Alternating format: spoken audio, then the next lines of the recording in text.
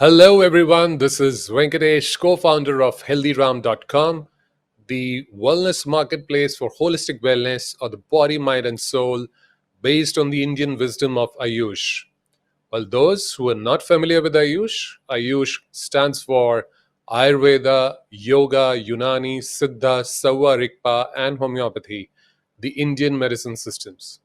Well, today we are excited to bring you a very special live webinar on World Homeopathy Day organized by the Directorate of Ayush, Government of Delhi. The event is taking place at Dr. Hahnemann statue in Central Park, Defense Colony, New Delhi. Well, those who are familiar with the venue would recognize it, of course, and will feature talks and sessions from many eminent speakers from India and other parts of the world joining us virtually.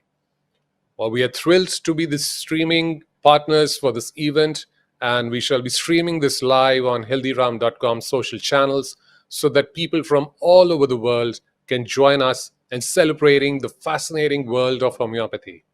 So, get ready to learn more about the benefits and myths of homeopathy and join us for this exciting event about to kick off in a few moments. So, without further ado, let's head over to the venue. Some people are joining in the process of joining. So I welcome you all in this evening today, where we are going to celebrate World Homeopathy Day 2023. This is to commemorate 268 birth anniversary of founder of homeopathy, Dr. Christian Samuel Frederick Hahnemann. The theme of this WHD, World Homeopathy Day 2023, has been taken as Sarv Jan Swasthya. That means one health, one family. Basically, the theme signifies taking holistic approach, and it is to promote health and wellness across the globe as a family with homeopathic treatment. If we go back into the history of WHD, that is World Homeopathy Day, it began 18 years ago when it was first observed on 10th of April 2005. The objectives of World Homeopathy Day have been to promote evidence-based homeopathic treatment for health and wellness of the entire family, because the theme of this WHD 2023 has been to promote health globally. Second is to have a capacity building of homeopathic physicians to provide first line of treatment for family health and wellness and well-being. Thirdly, to promote homeopathy as a treatment of choice amongst the household. This should become first line of treatment as a primary care.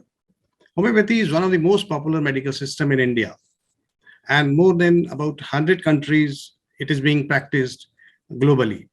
There are growing number of users, as we have found, increased number of practitioners, educational institutes which are growing day by day, as well as in public health clinics and wellness clinics where homeopathy has been introduced. Academic homeopathic institutions in India comprise about 35.8% of Ayush colleges, while 37% of total Ayush are homeopathic practitioners. India has biggest drug manufacturing sector in homeopathy.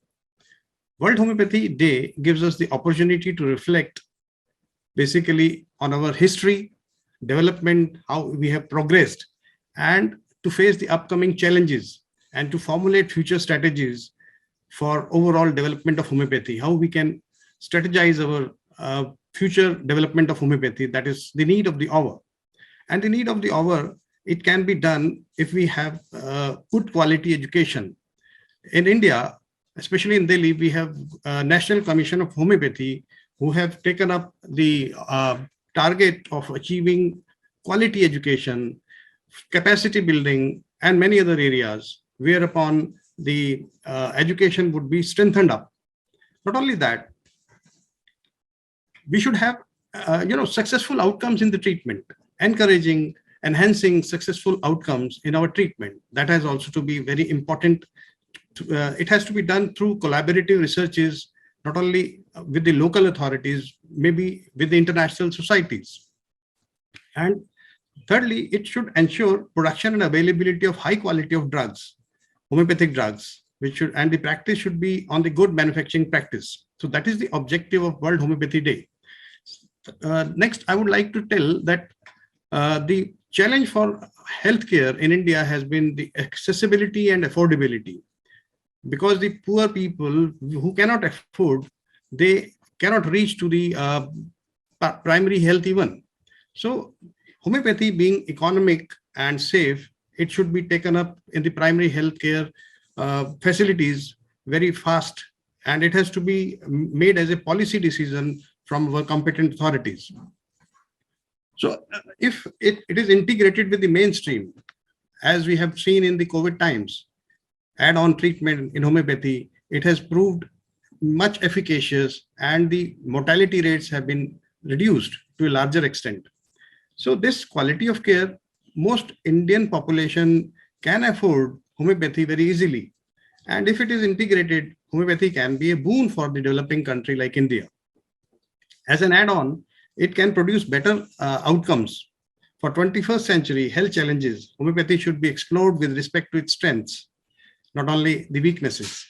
And it can be done through enhancing the qualitative research, and even the clinicians who are practicing homeopathy for ages from say 30, 40, 50 years, they should now learn basic research methodologies, how to write case histories, how to report cases, and they should be published not only in the local journals, but in the international high quality journals, so that world over homeopathy, its efficacy can be known and understood. Then only it should be evidence based. And this is the need of the hour, that we should have evidence based papers which should reflect our successes. So with these words, I would like to stop here and would pass on to our anchors. Thank you very much. Have a happy Hahnemann Day and happy World Homeopathy Day 2023. Thank you. Thank you, sir. Happy World Homeopathy Day 2023 to all of us. So thank you, sir, for setting the tone for the evening. Hahnemann's tireless dedication and commitment to improve the health and well-being of his patients was unwavering, and his contributions to the field of medicine have been immense. As quoted by Dr. Samuel Hahnemann, "My mission behoves me only to preach upon the greatest of all corporeal blessings, health, which scarcely any take the trouble to seek after, and few know how to value until it is lost. Homeopathy truly is the people's choice for wellness and has been accepted by the masses worldwide, both for their day-to-day illnesses and chronic ailments. Homeopathy has emerged as a pragmatic solution to many unanswered problems in the field of medical sciences." On that note, we now welcome our next speaker, Dr. Sanjiv Kumar, Chairperson, 3-Domain Health Leadership Foundation, to discern the topic, Integrate Homeopathy for Wellness. He is joining us from the statue site at Central Park Defense Colony. Over to you, Dr. Sanjiv Kumar. Namaskar. Dr. Manjanta, Director Ayush, Dr. Seema Rai, Principal, Nehru Homoeopathic College, Dr. Neeraj Gupta, and other pillars of homeopathy from across the world, off the line, and dignitaries here. When I was asked by Dr. Seema Rai to talk on this topic, I started learning about homeopathy. And 3 things about homeopathy which were taught to me in the medical school, All India Institute of Medical Sciences, where I did medicine. One is like cures like, known as the principle of similar. And I was immediately thinking about vaccination. We have not yet recovered from COVID, but we all know that the COVID pandemic was controlled because of the vaccination. And what do we do in the vaccine? We pick up the organism and pick up those parts of the organism which build immunity in the human body. And the second part is, when you dilute medicine, it becomes more effective. I was reminded of desensitization. Those of us who have allergy to various antigens, In modern medicine, they do desensitization. They pick up small doses of that antigen to desensitize the human body so that the person does not react with that severe allergy. Third point, we were taught in medicine that two patients of the same disease are not similar. And in homeopathy, it is said the illness is specific to the individual. So we treat individual, not the illness. So these three principles are deeply rooted even in the modern. And homeopathy is a system which believes that the human body can heal itself. So what you do by giving homeopathic medicine is help the body to heal itself from the disease. Recently, National Medical Council, rather National Medical Commission, has made it compulsory for every medical college to have a department of integrative medicine research. And this department will include various Ayush systems of medicine, including homeopathy. And the purpose is to make the graduates and postgraduates of modern medicine familiar with other systems of medicine.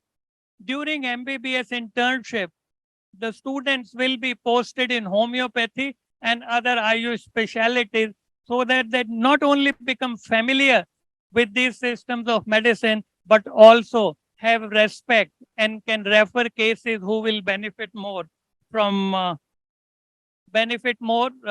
these systems of medicine. In today's world, we are moving towards one system. We are looking at evidence from other systems of medicine and integrate them into the modern system of medicine. Government of India has recently launched what is called One Country, One Health System by 2030, and efforts have already started in that direction. And I heard Dr. Neeraj Gupta talk about our Indian philosophy. It says we do not ask for health of individuals, but we ask for health of the whole world. It was in this spirit India was one of the first countries to export COVID vaccine to other countries. And this brings me to another question I ask very often.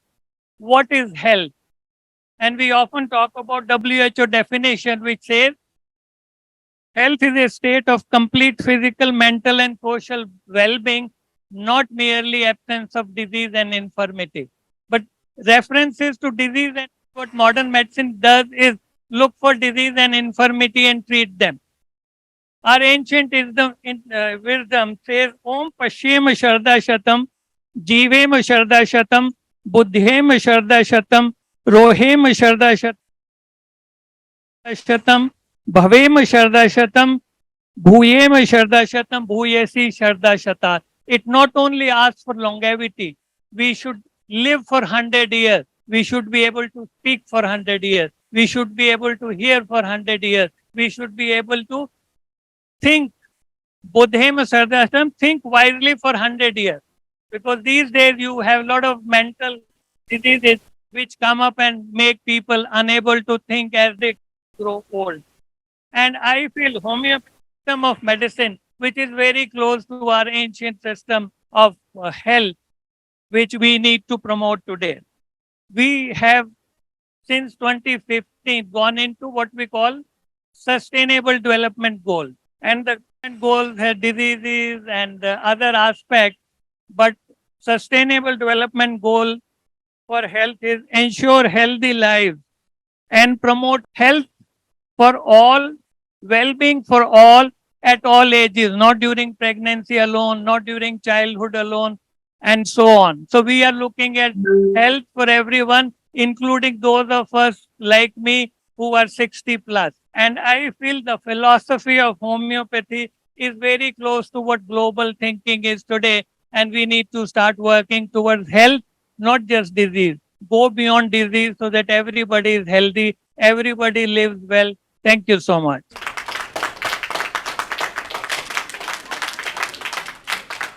Thank you, sir. Very true.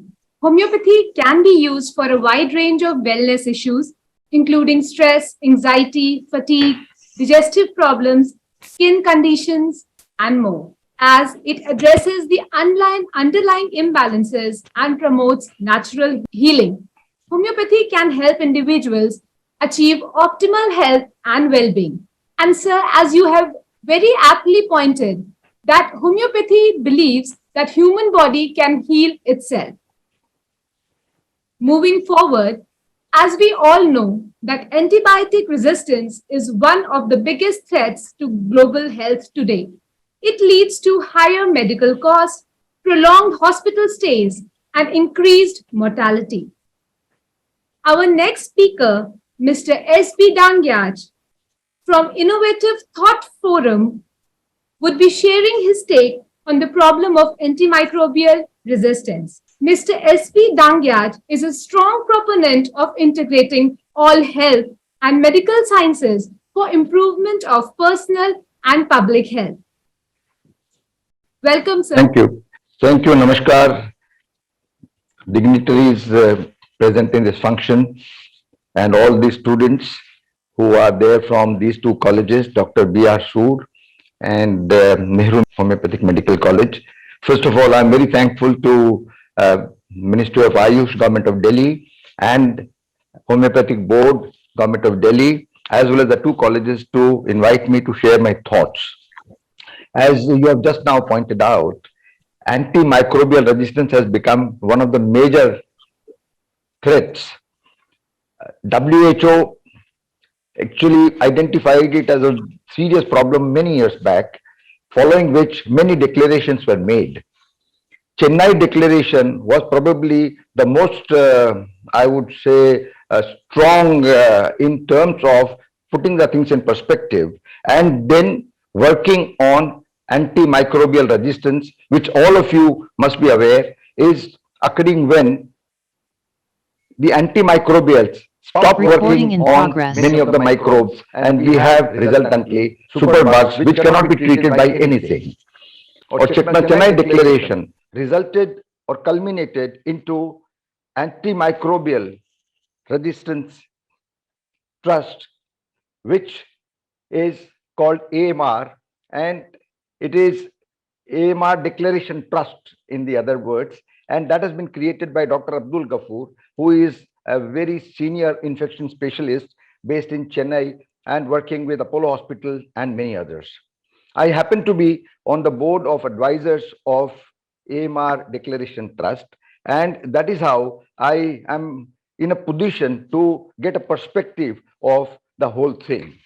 In the AMR Declaration Trust, I am probably the only non-allopathic person interacting and trying to find solutions. Rest all are connected with the allopathic field or the modern medicine field. And my involvement with the AMR Declaration Trust is due to the fact that I am always talking about finding solutions through Ayush and integrating allopathy and Ayush. As you are all very well aware, last year, possibly 1.2 to 1.3 million people died due to antimicrobial resistance. And probably this number is higher than the number of people that died due to malaria or due to HIV/AIDS. This number is going to increase significantly. And it is also feared that countries like India and other developing or poor countries will be suffering more for the simple reason that infection diseases burden is quite high in our developing nations. Well, there have been many other investigations of late, and it is found that it is not only due to the medical fraternity or medical community that the antibiotics are consumed irrationally or they're abused irrationally. When you look at the things holistically and in perspective, it is now noticed that 70% of antibiotics are consumed by veterinary sector and agricultural sector across the world. And you'll be definitely tempted to ask, why does the veterinary world or why do the people in the agriculture use antibiotics? We are told now after say maybe many surveys, that it is because of the drive, because of the push for increasing the output of meat or the dairy or the other produce, that antibiotics are given. And these antibiotics obviously go as traces into many of the things that we consume, starting with dairy products onto the meat or most of the vegetables. And finally, they make us resistant to most of the antibiotics. Well, when you look at the microbes or microbial domain or microbial world, we have got bacteria as one of the most dominant class, but then we also got virus, and then we have got fungi and protozoa and things like that. When it comes to antibiotics, we are all knowing very well that antibiotics work only on bacteria. There isn't much that we can do about the virus. And antivirals that are available are hardly giving us a cure. They are just giving us some symptomatic relief. Flu is, say the commonest of the viral problems that we know, and we are well aware as to what is happening to flu. We can talk about herpes, we can talk about many other viral problems, and we'll find that in allopathy, antivirals are really not very sustainable and effective. And above all, they are not affordable either. Well, the vaccines and the other variants of it are the ones which are supposed to be giving us relief. And as my preceding speaker told us, that it was due to probably vaccines that we found a solution. So when we look at the solutions that are available, they are not going to be readily available. I am reminded of the conditions that were prevalent at the time of Samuel Hahnemann, who saw that the conventional system of medicine was really not rational. Very same thing seems to be happening today, where we are finding many of the practices really not logical and rational. And that is where we have to now put all the solutions from the various streams of sciences together in a manner that we are able to resolve the issues that we are facing now or tomorrow cost effectively and in a timely manner. When we look at Ayush, which is obviously having Ayurveda, Unani, Siddha on one hand, and homeopathy, we will be able to find that there are many ways in which infections can be controlled, infections can be reduced, infections can be mitigated, and infections can be treated. I would not like to talk about Ayurveda in this particular forum, but I would certainly like to say that homeopathy is eminently placed. First of all, let us look at the viral problems. I think of all the medicinal systems, homeopathy is the best for viral issues. Whether you look at, say maybe throat infection, you look at urinary tract infections, or you look at the other kinds of viral issues, we will find homeopathy to give antiviral solutions to us, which are going to be healthy and which are going to be sustainable. Second thing that we find, and that is what is required to be done, is to look at the variants of vaccines, which we call as nosodes, to be developed by homeopathy. Vaccines, as we know very well, are biological substances which are attenuated, diluted, dried, or dead, and then they are packaged together to give a kind of an inoculation to the body, so that we are in a position to build the specific resistance or specific immunity against the microbes. I guess nosodes have to be rebranded as homeopathic vaccines, and they should be now reinvented and given to the world, because viral problems will continue to mutate, and therefore we will have to find out some solutions which will be quick, affordable, and which will be easy to deliver. I mean, as maybe orals, or as you may say room temperature kind of vaccines. So in my opinion, homeopathy has got a great role to play in viral issues. It has got a great future in homeopathic vaccines or nosodes. Now, third thing that I would like to say is that in the veterinary field, homeopathy has delivered wonderful results. And therefore, in cows, cattle, or buffaloes and things like that, we will have to look at solutions through homeopathy, which has been very well, I would say, tested, approved by IVRI, that is Indian Veterinary Research Institute in Bareilly, and it has been put in the field by many of the dairies, including Amul. So veterinary use of homeopathy has to be promoted in a very big way. Fourthly, I'm aware about some work going on, even agro-homeopathy. I would not like to talk about that, but let me tell you that by use of homeopathy, organic production, organic cultivation of many of the food items, vegetables and fruits is feasible. So these are the kinds of things that are clearly in front of us. But let me be honest with you that we have to be as scientific and as rational and as, say, transparent as our honored Samuel Hahnemann, whose birthday we are celebrating. And therefore, we have to accept that we will have to build evidences, we will have to build kind of a confidence in the people who are our prospective customers. Many of you may not be aware that at this point of time, we do not even have in our country new drug and clinical trial rules for homeopathy. There is NTCTR for allopathy. There is NDCTR for Ayurveda, Unani and Siddha, but there is no NDCTR for homeopathy.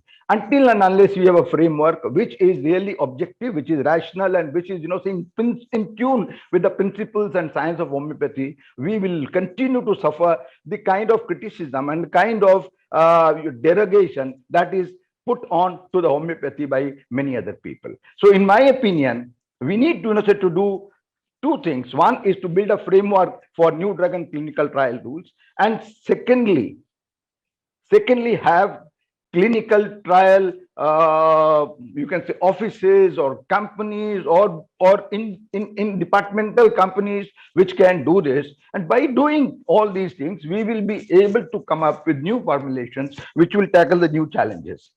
So in nutshell, we have a very bright future. And I'm very, very happy to be present today on the birthday of great Saint Samuel Hahnemann, who has given us a new direction to lead a healthy and a sustainable life. Two more comments that I would like to share with you. One, we are today talking all the while about climate change, and therefore we are looking at something that will reduce the global warming. I personally believe homeopathy is ideally suited and ideally placed to give us a climate resilient and a climate friendly world. It is green because it requires obviously very little energy, very little materials. It is clean. It does not, require much of, paraphernalia which can cause pollution. It is environment friendly. And last but not the least, homeopathy is a health, boosting treatment system. And when we look at the global situation, when we look at obviously, say the other countries, we find over 100 of them are already accepting, have got practitioners and users of homeopathy. And India can, with its numbers, with its infrastructure, with its capability, it can certainly take the leadership position in the field of homeopathy in the whole world. On this auspicious day, I would like to say that we also need to work towards proving to the scientific community and the world that less can be more, less is more, and that is the way in which we can lead a sustainable and a healthy life, which will be good for all of us to meet the vision of our Honorable Prime Minister, who talks about lifestyle for environment, Vasudhaiva Kutumbakam, and a completely sustainable development. Thank you very much once again for giving this chance to share my thoughts. Thank you. Thank you very much, sir, for enlightening us with your valuable thoughts on one of the most challenging issues which healthcare is facing, and how homeopathy with its holistic approach can be an alternative by supporting body's own healing and defense mechanisms.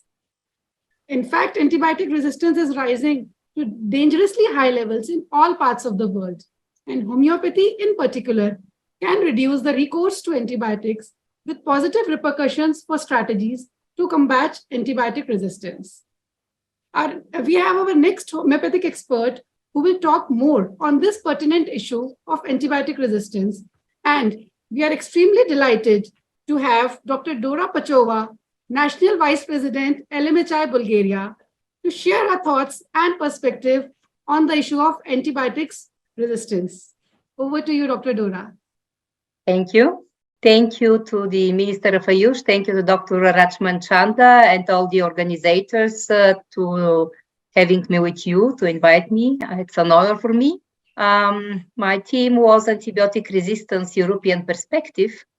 and I will talk as ECH Education Coordinator and ECH Council Member on what we do as a community in Europe, together with our colleagues from other European organizations on this really very important subject, antimicrobial resistance.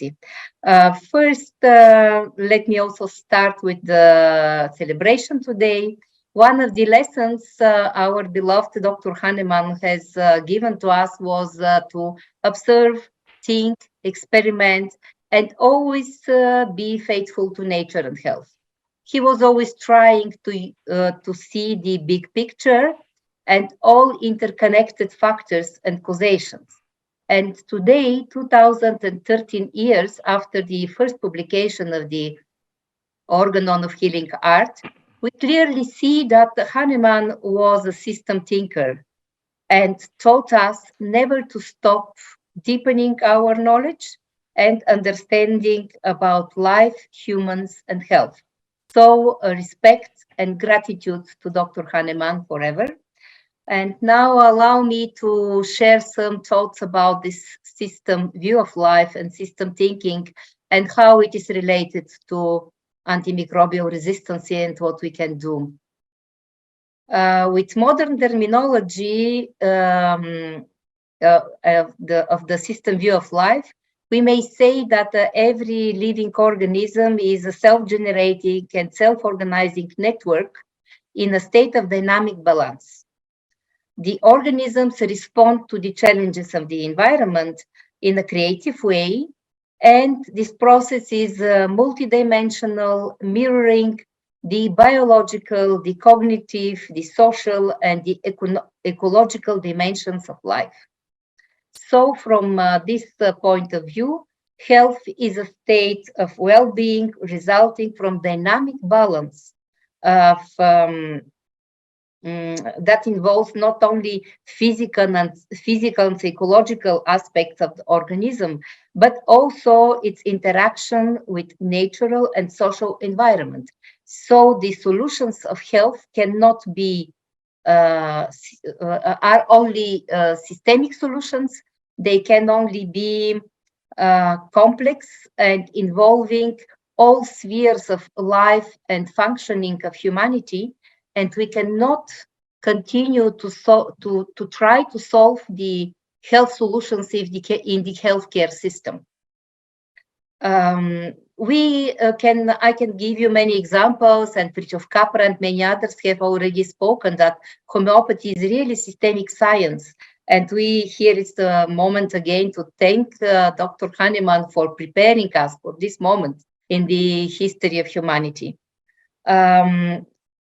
And we are ready with our knowledge to become involved in the searching of systemic solutions of some of the very burning issues with human health today. And one of these alarming issues is the antimicrobial resistance. The speaker before me has very well elaborated and explained in depth the problem itself. I would only add that at European level, we as ECH work together with the European Public Health Alliance, which is a leading NGO for better health in Europe, and it unites more than 80 different organizations. So with all these organizations, we also work in the One Health concept. And one of the key points and one of the key messages we would like to be spread in Europe is the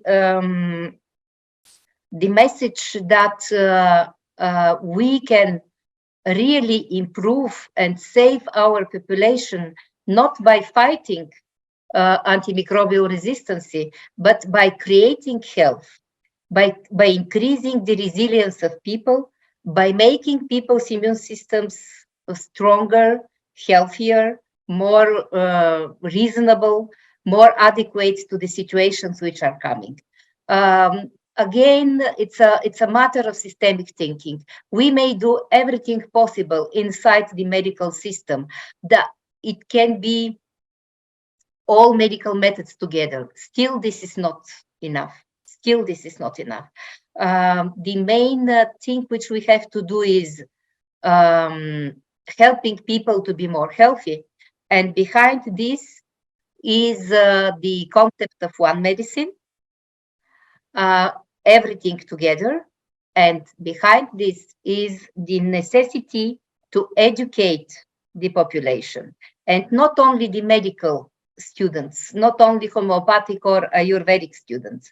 We need to educate from the kindergarten to all different medical, all different university level educations, and not only medical, because we need to raise the consciousness on another level, to educate the people on systemic thinking, on non-linear dynamics of living organisms, and only after that we can hope there will be another level of health. Because if we as homeopathic community know the connection between mind and body, and immunity, and psychoneuroimmunology and things like that, but this has to go in the schools. And as a person involved in education at European level, I really believe that we can create safe, sustainable, and ecological medicine for people, not only in Europe but everywhere, only through massive changes in education. And after that, it will automatically come to changes in practice and in the results. I would like to finish my talk really with the logo, which was of this International Homeopathy Day, One Health, One Family. But we can say One Health, One Medicine, and we also say One Health, One Future. So congratulations to all of you to the auspicious day today, and thank you for having me here. Thank you, Dr. Dora. Thank you for sharing the European perspective and giving us all a new slogan to look forward to. Homeopathy offers a safe and effective alternative to antibiotics and can play an important role in addressing antibiotic resistance and new infections. Moreover, homeopathy can also be effective in treating viral infections which are not responsive to antibiotics. It's time that the world is awakening to the benefits of homeopathy in cases of antibiotic resistance and making it a sustainable medicine for the future. In words of Sir William Osler, no individual has done more good to the field of medicine than Samuel Hahnemann, the founder of homeopathy. He was a great experimenter, original thinker, a thorough scientist, a genius who dared to live ahead of his time. Now we have with us Dr. Rajesh Shah from Mumbai, speaking on the topic, Dr. Hahnemann as an innovator.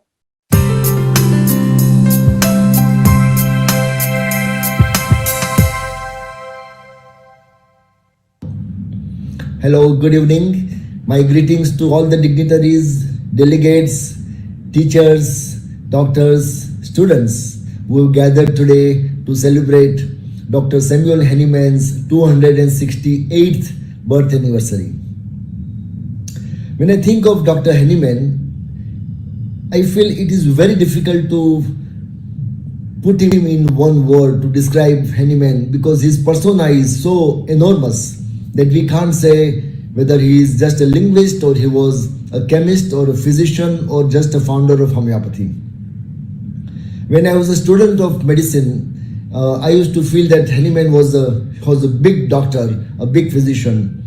When I came out as a practitioner of homeopathy, I felt that Hahnemann was a researcher, because he had done immense research and who introduced the science of homeopathy to the world. When I became a teacher in the medical school, I started believing that Hahnemann was more of a philosopher, because he had a lot of philosophy that he gave it to the world. When I turned into a researcher, devoting all my last 25 years into developing new drugs, I realized a new perception about Dr. Samuel Hahnemann, and I am fully convinced now that he was more of an engineer and he was an innovator. And I'll try to explain what I mean by that and how do I perceive this. If you look at engineering, what is engineering? Engineering is a system or a mechanism which integrates all the basic sciences such as biology, physics, chemistry and mathematics, and which is used to develop tools or methods to create some new innovation. And what did Hahnemann do? Hahnemann's homeopathy is distinct in terms of two major things. One, he utilized the method of the principle of similia, the law of similars, which is nothing but one which relates with the Newton's third law, which relates with the equal and opposite actions. It also relates with the another physics phenomenon or a biology phenomenon called hormesis. So it is the integration of hormesis and the similia, which is physics. Hahnemann was himself a chemist, as we all know. He used and developed so many medicines from the chemical sources. Hahnemann was also a biologist in a way that he used and developed so many medicines, and besides that, he gave a concept of vital force. Now, what is vital force? As we understand vital force today, it is nothing but the understanding of immune system and the genetics. So the advanced learning and the understanding of genetics and immunity together is what Hahnemann talked about 230 years back. That is biology. Another very important aspect of homeopathy, which is different than other systems of medicine, and that is potentization. What is potentization? Potentization is nothing but a brainchild of the genius Hahnemann, in my view. Potentization is nothing but the physics and mathematics, which is in itself is a technology which renders any material into nanomaterial. How amazing it is that 200 years back, Hahnemann developed a very simple system of potentization, which explains today that had a capacity, or that has a capacity to render a substance inorganic or organic into nanoparticles. It is similar to Madhav Ramanujan, who found a formula, a mathematical formula over 100 years back, which explained black hole theory. And now that black hole theory concept is understood by the mathematicians today. So similarly, the nanotechnology aspect of homeopathy is now understood lately by the researchers, in the nanotechnology field. So that is very amazing, and that's by very simple method. Potentization renders the substance into still a viable medicinal substance, which is capacity. Latest research we have found that homeopathic medicines, especially nozodes, have immunomodulatory effects. They also have immunogenicity, and that is quite a breakthrough. So that capacity potentization has, which is nothing but the engineering marvel, in my view, which Hahnemann gifted to the world. In my view, Hahnemann should be considered as one of the pioneers of nanotechnology. So that is all what engineering aspect of homeopathy that Hahnemann brought, and he was an innovator. He was a scientist, and he pursued a scientific questioning, and that's how he developed the system of homeopathy. He always believed in critical thinking, and that's what unfortunately we have not yet followed him. My views are like this, that we don't need to worship Hahnemann. What I mean by that, with immense respect to Hahnemann, when we worship somebody, we stop following them. We need to get inspiration from people like Hahnemann, and as homeopathy is a science which cannot stop growing where Hahnemann left it. We need to take it further. In order that we take it further, we need to bring constant revolution and evolution, which Hahnemann did it himself. He introduced homeopathy when he was around 45 years, and till the age of 88, he continued to evolve the science of homeopathy. He started using mother tinctures to start with, and then slowly he went to developing potencies. And in his final years, he also developed LM potency. So that shows that he continued to grow. Unfortunately, the science of homeopathy has not grown much in last years after Hahnemann, and we must be fully aware about that. Allopathy, or the so-called orthodox medicine at that time, was quite backward, so to say. It was unscientific, but then they took the help of science, and by using all the scientific developments, the old system of medicine which grew into modern system of medicine today, and that's how it is considered today as quite scientific. While homeopathy did not do that. Homeopathy became more philosophical than scientific, in my view, and that was one of the major reasons why homeopathy has not grown much. Look at the drugs. We have around 1,500 drugs which are listed in the homeopathic pharmacopoeia across the world, and 99% of these drugs were developed more than 150 years back. And how can any system of medicine evolve or grow without adding new medicines? So we need to really work quite hard on new drug development and more research, but also to show how homeopathic medicines actually work. And the good news is that recent studies are able to demonstrate how homeopathic medicines actually work. The mechanism of action is increasingly understood, which was not the case for almost 200 years.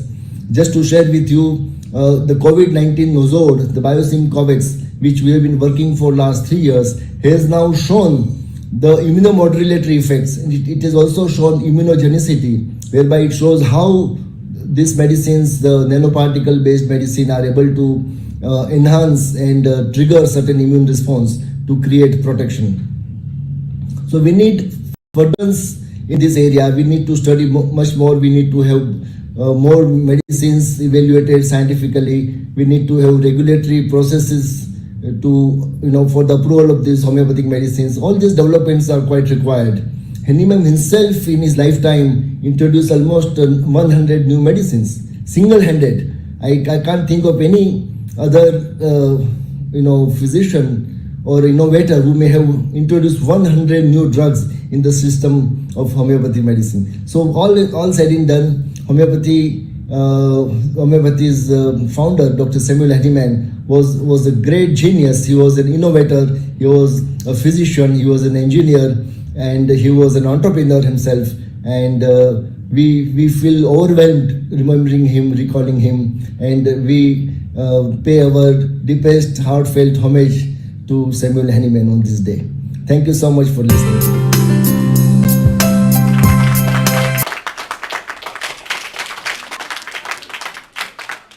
Thank you, Dr. Rajesh, for sharing with us the journey of Dr. Hahnemann and subsequently homeopathy. We are privileged to be part of a dynamic and innovative field that is constantly evolving and improving. So let us all come together as a community, share our knowledge and experiences, and rededicate ourselves to advancing the science and art of homeopathy. As we take a throwback on Dr. Hahnemann's teachings and philosophy, let us also simultaneously look to the future with optimism, learning, and excitement for what lies ahead. Now we have Dr. Robbert van Hasleen, Director, International Institute of Integrated Medicine, United Kingdom, to share his message on World Homeopathy Day. Welcome, Dr. Hasleen. Thank you very much for this invitation. And I would like to thank the organizers also very much for giving me the opportunity to say something at this memorable day.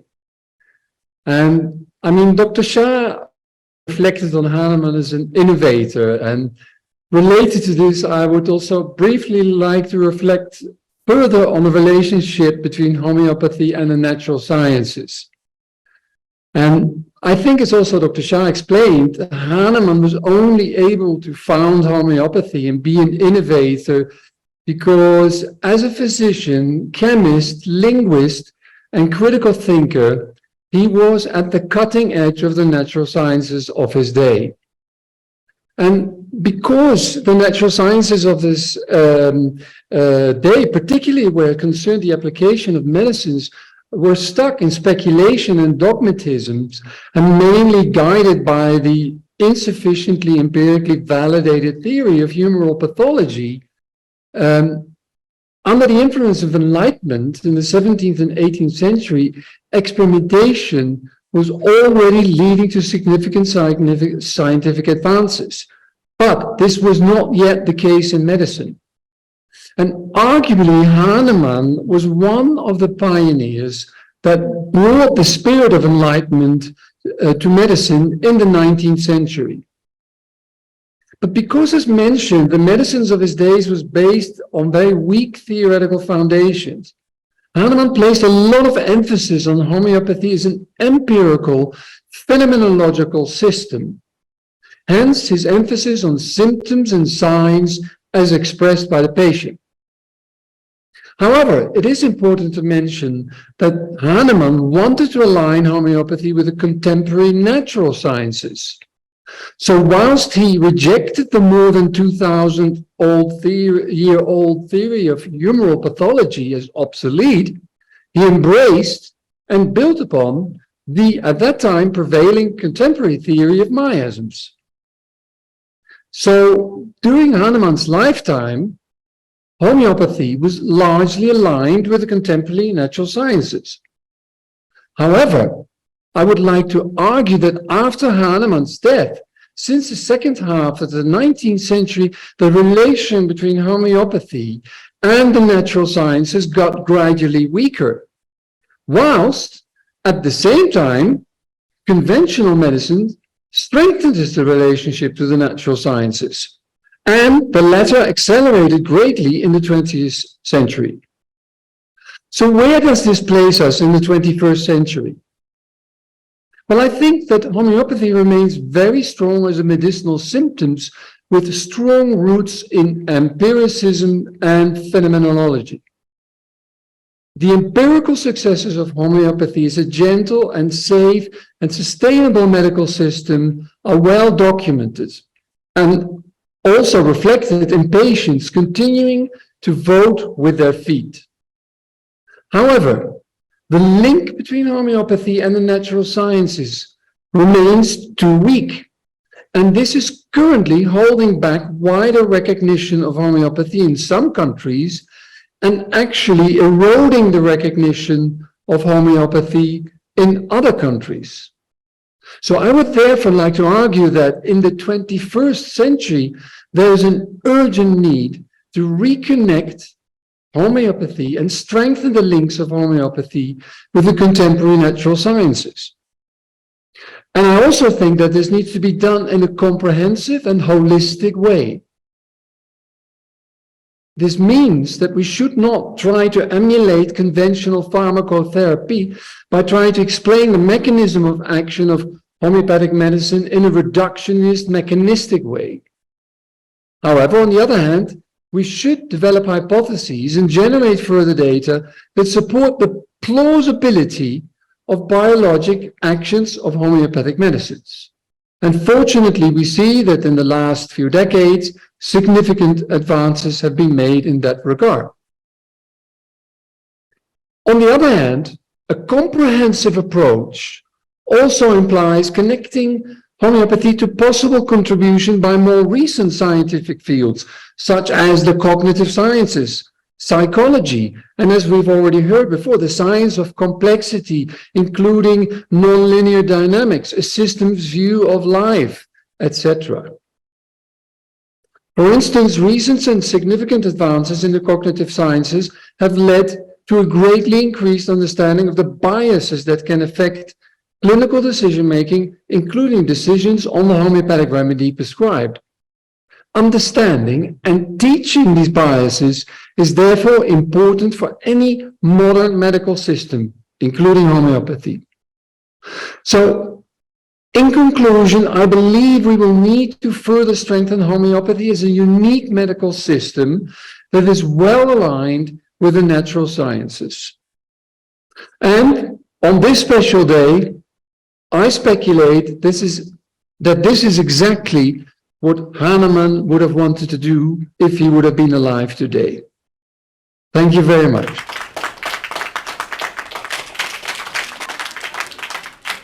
Thank you for the great insight, Dr. Robbert.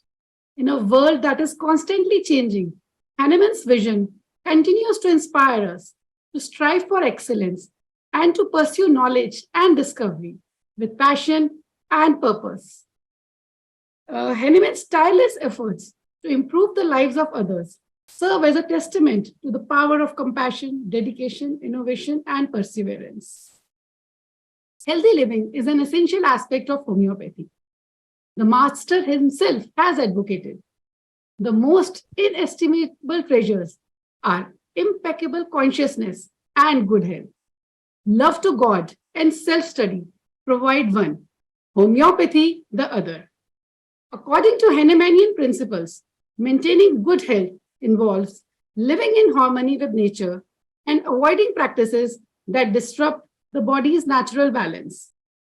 Taking the proceedings forward, let's welcome Dr. Bipin Jethani, Professor, Nehru Homoeopathic Medical College, Delhi, to throw some light on healthy living according to Hahnemannian principles. Over to you, Dr. Bipin. Thank you, Dr. Shruti, Dr. Cheshta. Good evening to everyone. And it's a pleasure to have all of you on this day, the World Homeopathic Day, celebrated as the 268th birthday anniversary of Dr. Hahnemann. We all have known Hahnemann as the founder of homeopathy. We all have known that he has developed a system of medicine which is based on the natural laws, that is homeopathy. But very less known is the fact that he was also one of the pioneering physicians who talked of the importance of different levels of prevention. If we refer to aphorism 4, we often find it is written preserver of health. If we know a physician is a preserver of health, if he knows things that derange health. So even 200 years back, here we have a physician who was talking of the preventive aspect of medicine along with developing the therapeutic system of medicine. And it is an ode to Hahnemann. And what better venue to celebrate this than the place where his own statue has been installed. It is a momentous occasion on this very fact that this park, the Central Park at Defense Colony, itself serves as a iconic place to celebrate and wish Hahnemann the best of the medical science. Can I have this presentation, please? So, what we said was, as you all remember Hahnemann as founder of homeopathy, but it no ways takes away the credit from him for developing a system not only based on the therapeutic medicines, but also utilizing all means, all methods available to help alleviate the suffering of human race. Can we change the slide, please? So this is what I said. We often credit him with developing the homeopathic system of medicine, but we often ignore the fact that he was much more than just a proponent of homeopathy. He was actually the proponent of health. And when we talk of health, we talk of medicine, we talk of dietetics, we talk of hygiene, we talk of sanitation, and all these things were the pillars on which Hahnemann built his system of medicine. In fact, 200 years back, he was talking of the importance of healthy mode of life. Next, please.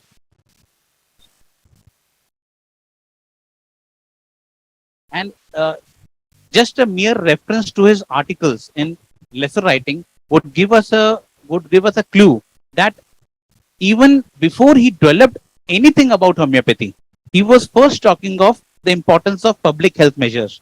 In fact, he recommended the use of fresh air, bed rest, proper diet, sunshine, public hygiene, and numerous other such factors when other physicians considered them of no value. And this is what we find it mentioned in his article, The Friends of Health, which is mentioned in his list writings. So the point of highlighting this epithet is basically that Hahnemann was ahead of his time, not only developing a system of medicine, but also talking of the importance of primary and secondary prevention. Next, please. And this is just a kind of a brief synopsis of what were the different works of Hahnemann, where we find published the importance of different lifestyle regimens which are conducive to good health. For example, as I already said, in the Friends of Health article, he discussed the importance of healthy living. Then in his pioneer work, The Chronic Diseases, Their Peculiar Nature and Their Homeopathic Cure, he talked of the importance of walks, he talked of the importance of amusement, he talked of the importance of diet, he talked of the importance of getting across socially across with the people, of in a 477 mode of living. He talks of the environmental factors and the importance of diet in the 477. For them 94 and 98, he was talking of the importance of accessory circumstances. So if we have to encapsulate the work of Hahnemann in terms of healthy living, we can divide it into three parts. One, where he talks of what is healthy dwelling, how do you stay at home in the best of the health. Second, he talks of the lifestyle advisors, what are the lifestyle things we need to know and understand. And third, he talks of dietetics. So these are the three broad headings in which Hahnemann talked of the importance of healthy living. Next, please.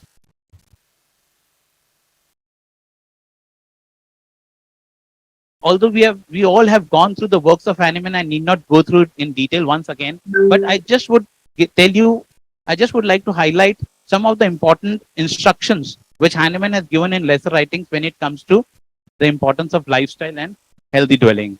The first and foremost, he talked of the importance of ventilated places with cleanliness. In the same lesser writings, he talked of the importance of fresh air.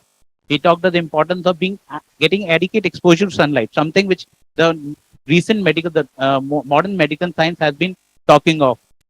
He talked of the importance of avoiding sedentary life. He talked of the importance of avoiding staying in marshy and damp places. Next, please.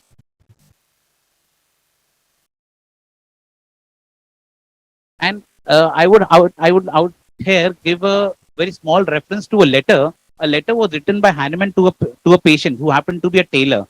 And this letter was mentioned by Hahnemann in his diaries, which were quoted by Bongazen.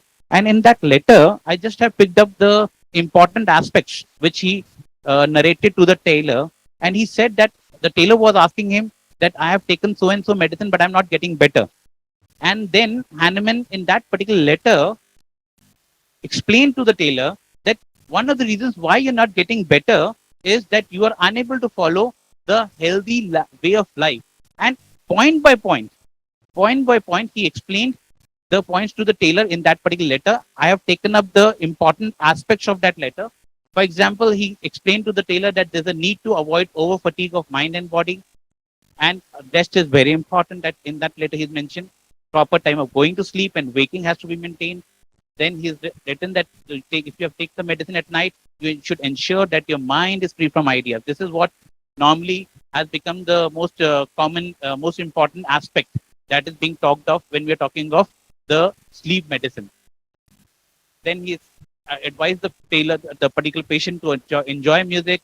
Then he's also said, don't occupy yourself with sedentary works, smoking. You have to avoid smoking. You should avoid the long siesta in bed, and also indulge in recreational activities. So what I'm trying to tell you through this letter which Hahnemann wrote is that Hahnemann was he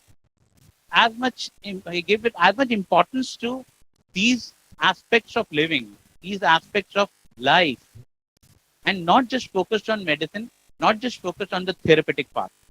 And this was his greatness, and that is why we often say that Hahnemann in himself gave a very complete system of therapeutics.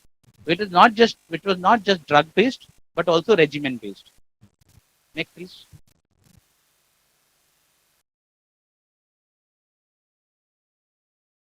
If we go through, the last topic is the dietetics. Again, in different aspects of organon, yes, we all know these things. It's just not we as medical profession, but what I need to highlight is that these all aspects of dietetics were there in the works of Hahnemann, and he made sure that his patients, besides taking the medicine, had the know-how of how to use the nature to their best capabilities. So when he talks of dietetics, he stressed upon the moderation in eating, he stressed upon nutritious diet, consumption of fruits and vegetables, avoid excesses in food, avoid sugar and salt, avoid over exertion of mind and body, especially after meals, and to consume food in whole grain. Next, please. And so just to sum it up, what I wanted to convey was I've taken a light from Stuart Close, who very well sums up the whole thing, that Hahnemann was far ahead of his time. That is, teaching in its higher phases could only be understood when science in its slower advance had elucidated and corroborated the facts upon which it is based. Next, please.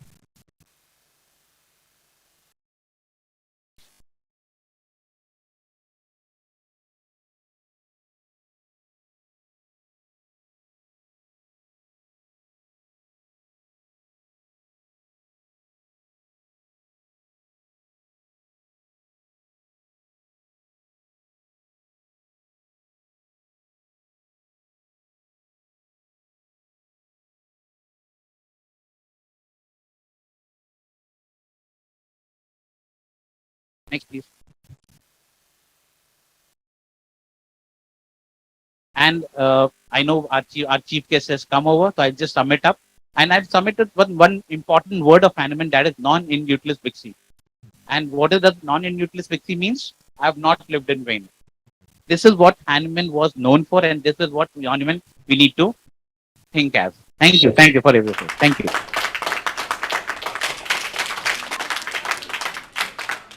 Thank you, Dr. Bipin. As aptly described, Hahnemann's principles emphasize the importance of living in harmony with nature, promoting balance in the body, and treating the root cause of illness. By following these principles, individuals can maintain good health and promote overall well-being. No doubt, homeopathy is a boon for health and wellness. As we commemorate Hahnemann, let us also reflect on the importance of innovation and the pursuit of knowledge in the field of medicine, and how we can continue to improve the health and well-being of people around the world. Throughout the world, complementary medicine, and predominantly homeopathy, is increasingly being considered a powerful ally to conventional medicine. It exists in almost every country of the world, and the demand for homeopathic services is on the rise. In this context, let us take you all to South Africa, where we are being joined by Dr. Bianca D. Kana from LMHI, who is going to share with us the glimpses of World Homeopathy Day celebrations there. We welcome you, Dr. Bianca. Absolutely wonderful to be joining you today from South Africa. And as you can see, I have with me Dr. Altanai Agaoglu, who is the president of the LMHI, the South African homeopaths from the Homeopathic Association of South Africa were bestowed with this great honor of hosting World Homeopathy Day celebrations for the LMHI last year, September. And the minute my feet set back into Johannesburg after our congress in Turkey, we started planning. Now, for those who don't know, in South Africa, we have no monuments dedicated to homeopathy. We have no tribute, no place to celebrate. And for this reason, we decided that whatever our plans were for World Homeopathy Day, it had to be something special and lasting, and that would bring homeopaths in South Africa as well as our students together. So for that purpose, we decided to have a rose commissioned and made a non-GMO rose commissioned for homeopathy that was revealed and named today on the 10th of April, 2023, that now is a tangible memorable way of us sharing in homeopathy together. So this rose, which we have a video which I hope to play you of this great reveal, was planted today in a very special venue called the Margaret Roberts Herbal Center. And the lady, Margaret Roberts, who owned this particular center, was a huge advocate for homeopathy in South Africa. And thanks to her, we have a really good perception, a really good acceptance within South Africa because of the work that she did. She actually was not a homeopath. She was a herbalist. So we chose this venue for this event, and the rose was unveiled, and we invited heads of industry within South Africa, supporters from various corporate companies, as well as the heads of our departments at each institution, the Durban University of Technology and the University of Johannesburg. And we shared this very special event with our students. So with that, I'd like to ask the hosts if it would be at all possible for us to share this very special video of the reveal of our rose, which is now available to the public for sale. So this rose is now available for practitioners, for students, for the public, for anyone interested to purchase. It is now listed on the website. The website is ludwigs.co.za.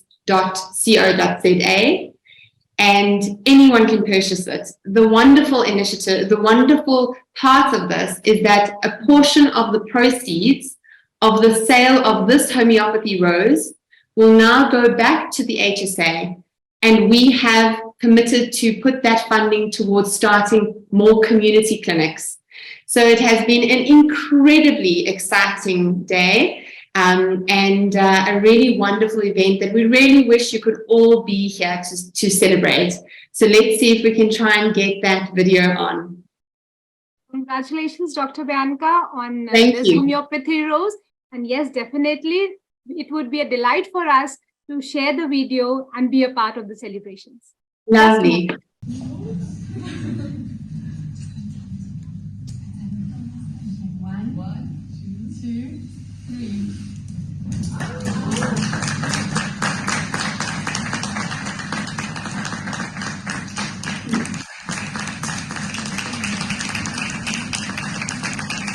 Thank you so much. Thank you. Thank you very much. If I can just read to you, and the way we actually went about selecting the name is we opened the nominations out for what we would call this rose, and we received, I think, about 8 or 9 different options, and we put it out to a vote.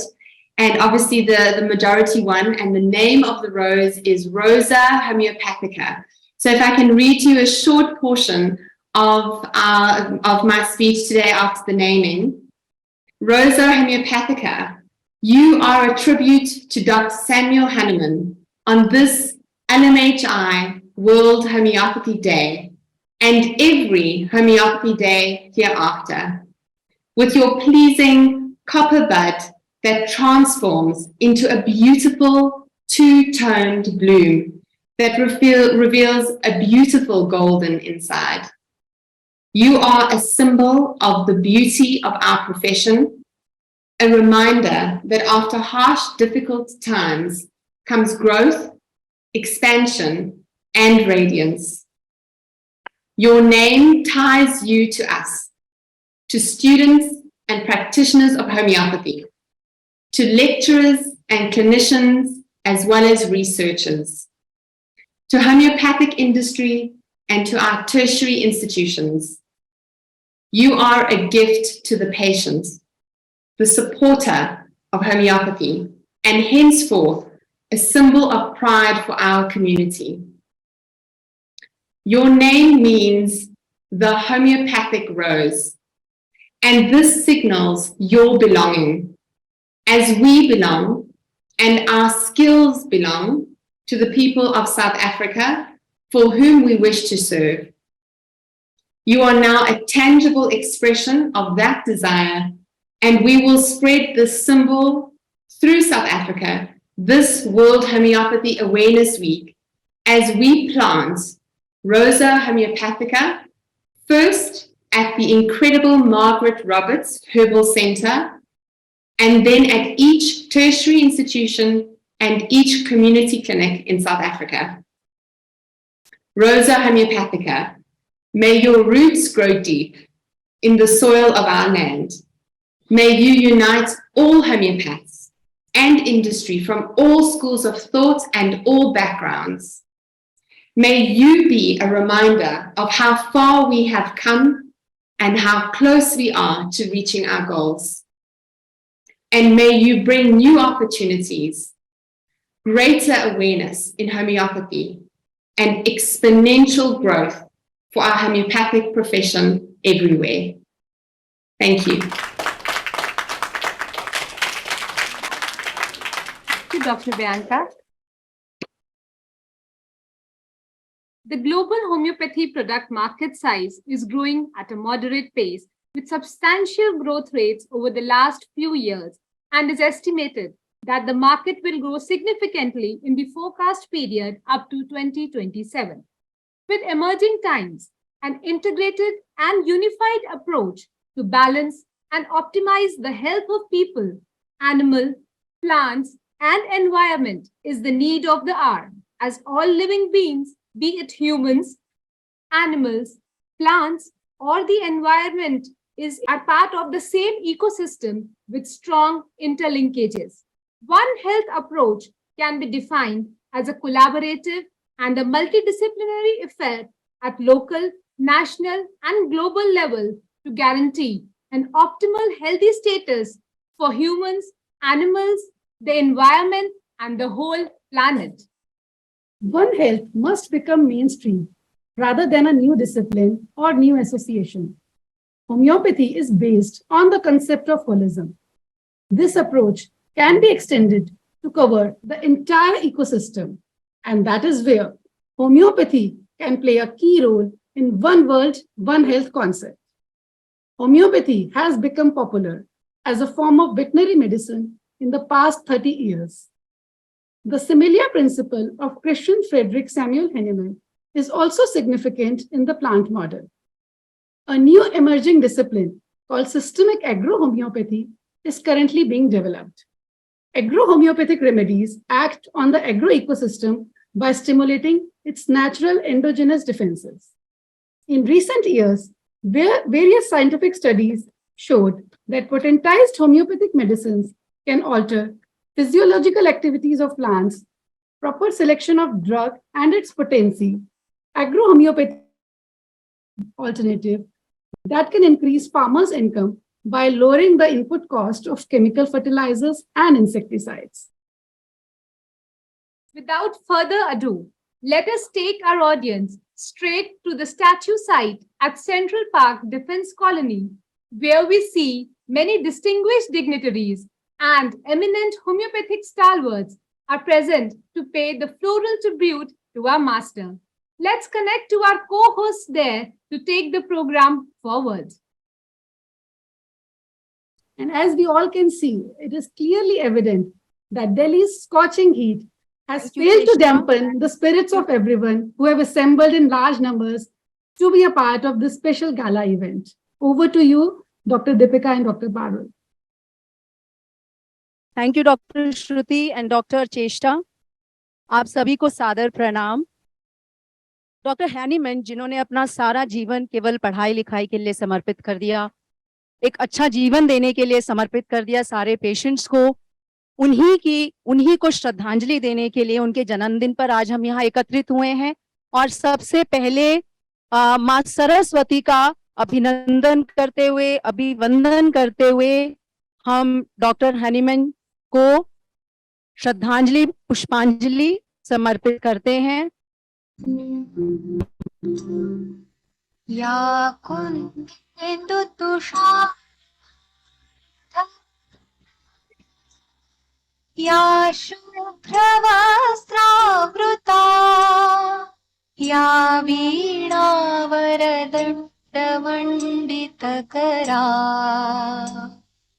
या श्वेतपद्मासना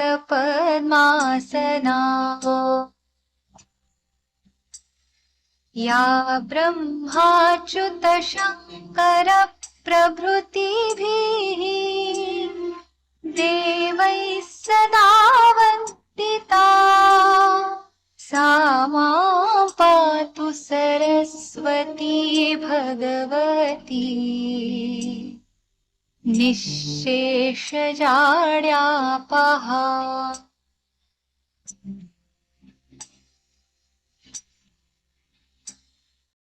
Directorate of Ayush, and my co-host for today is Dr. Parul Wadhwani, who is Professor, Department of Gynae, Nehru Medical College.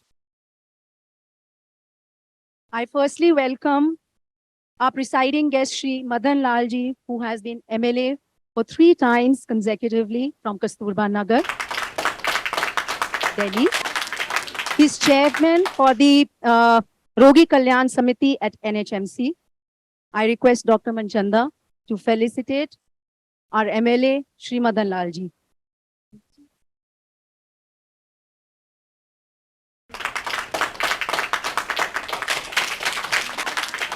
I want Dr. Manchanda to honor him with a shawl,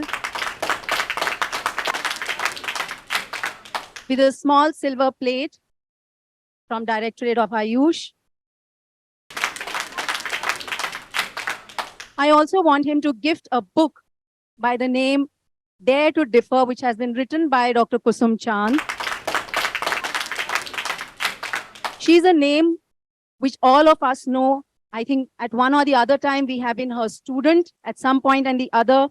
It's a book which has been written by Dr. Kusum Chand. She's Professor of Medicine and she used to teach us medicine at Nehru Homoeopathic Medical College. And the book deals with the antimicrobial resistance, which is one of the world's biggest challenge these days. As very aptly said by Ma B.K. Shivani in the book, that Dr. Chand's pure intention to heal the patient. I think I must say that this is so much congruent with the Dr. Hahnemann's intentions that were there. His pure intention was to just heal the patient. And he was also an allopath who was turned into a homeopath. And so is Dr. Kusum Chand, who has turned from an allopath to a homeopath. The Deputy Director, Sir Dr. Barinder Sharma, to felicitate him with a bouquet of flowers and a shawl and a silver medal from Directorate of Ayush. Shri Danish Ashrafji has won National Award for E-Governance at UT Administration at Dadar and Nagar Haveli and Daman and Diu. I now invite Dr. Seema. Please welcome Dr. Manchanda, our Director Ayush, with a bouquet of flowers.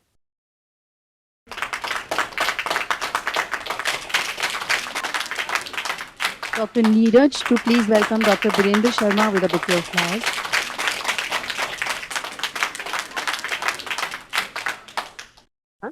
Good evening, everyone. I take this opportunity to extend a warm welcome to our revered guests, dignitaries, global delegates to this August gathering, organized by Government of NCT of Delhi to offer floral tribute to our master, Dr. Samuel Hahnemann, on the occasion of 268th birth anniversary.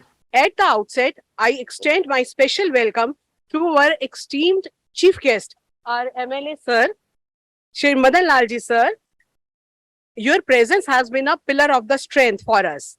And I take this opportunity to express my gratitude for sparing your valuable time to grace this occasion. Thank you, sir. And sir always gives us the persistent support in all the endeavors of the Nehru Homoeopathic Medical College and being constant source of inspiration for all of us. I again welcome and thank you, sir, for this. And this event further glorified by the presence of our Special Secretary Health, Shri Danish Ashrafji, who has kindly consented his presence as guest of honor for this event. Thank you, sir, for your valuable time and esteemed presence. And this program, as we all know, could not have its present shape without the guidance and full-fledged support of our Director Ayush, Dr. Rajkumar Manchanda. I welcome you, sir, And sir is always there and support in all the, whether it is any event is there, whether patient care is there, research activities, academics, always support us and guide us. And so I thank you, sir, for your unflinching support. I also extend warm welcome to the dignitaries of the dais. Our deputy director, sir, is also on the dais, and our chairman, Homeopathy, Board of Homeopathic System, Dr. Judeja, and the principal B.R. Sur Homeopathic Medical College also. And I also welcome all our friends from LMHI, European Committee of Homeopathy, and other global organizations for joining this event online. Last but not the least, I thank all the delegates physically present in this venue. An institutional framework of homeopathy has been established at the center as well as in all the states. And Ayush services are included in the healthcare delivery system in the country at all the level, primary, secondary, and the tertiary healthcare level. In this regard, Nehru Homeopathic Medical College has evolved the Center of Excellence for Homeopathic Education, Patient Care, and Medical Research. As a very proud principal of Nehru Homeopathic Medical College and Hospital, with the well-respected history of providing exceptional educational outcome and clinical opportunities for the talented young medical graduate and the postgraduate in the field of homeopathy on digital platform, and look forward for their active participation in offering tribute to Dr. Hahnemann. And let us pledge on this day, let us pledge that we make our ardent effort to propagate the Hahnemannian principle for the benefit of suffering humanity. Thank you and good wishes to all of you on the World Homeopathic Day. Thank you all, and once again, welcome all. Thank you. Thank you, ma'am. Thank you for your kind words and encouraging words. I must take the opportunity of felicitating Dr. Seema Rai and Dr. Neeraj Gupta, who have just taken the chairs as HOD at Nehru Homeopathic Medical College and at Shah Homeopathic Medical College. I would firstly call upon Dr. Juneja to please welcome Dr. Seema Rai. She has just been appointed as principal of Nehru Homeopathic Medical College. Please give a big round of applause. I think it's a great moment for any person to, chair and to head an institution. I next call Dr. Neeraj Gupta up on the stage and Dr. Arun Gupta to please felicitate him. He has also taken as chair as an HOD at Shah Homeopathic Medical College. Sir, we do miss you at Nehru Homeopathic Medical College.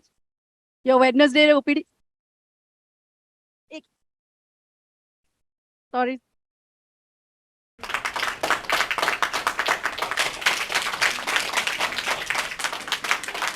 Thank you. Thanks a lot, sir. I now invite Dr. Manchanda to please address the august audience. Good evening to all of you. At the outset, first of all, I would like to convey best wishes on World Homeopathic Day. Today we are celebrating 268th birth anniversary of Dr. Hahnemann. On this occasion, when we are gathered here in this park, it's a historical park. I would like to welcome first our Honorable MLA, who is the backbone and is always a guiding force for Nehru Homeopathic Medical College, Shri Madan Lal ji.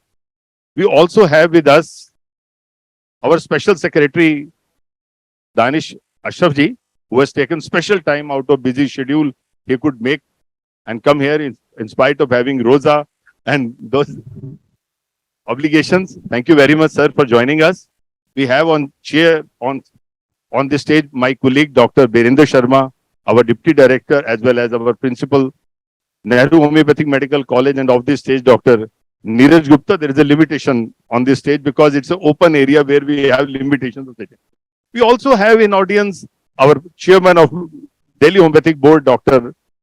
Juneja, K.K. Juneja, who everyone knows about him, and our Vice Chairman, Dr. A.K. Arun, and LMHI representative, Dr. Sandeep Kaila. And many representations from the association, my association, I can see President Dr. Ajay Gupta. Please come forward and take seat And we have participants from many associations and all our medical doctors. My former, I don't know, he was abroad for several years and is back today to pay floral respect to Dr. Hahnemann, Dr. Kamath, and all the faculty of both the colleges and our all medical officers, teachers. I welcome you all on this auspicious occasion. At the outset, I would just like to tell you few lines about this statue. This statue was unveiled way back in 1998 and it was unveiled in the presence of the then Deputy Prime Minister of India, Shri R.K. Advani ji, in the presence of the then Chief Minister of Delhi, Shri Sahib Singh Verma ji, the then Health Minister of Delhi, Dr. Harshvardhan ji, Mayor of Delhi, then local Member Parliament, then local MLA, local Parshad, and homeopathic fraternity, Dr. K.G. Saxena, led by Dr. K.G. Saxena. So that was the spirit behind this. The spirit behind this, installing this statue was, let the future generation of homeopathy in this India should be inspired by this statue. And if you see the inscription on this statue, what we have written, and it took about, I think, 3 days of brainstorming by best of the people, what to be written on his statue. So one is not lived in vain. And then he was the one who reformed medical practices, barbaric medical practices of 18th century. So this was the contribution. He was much ahead of his time when he discovered homeopathy.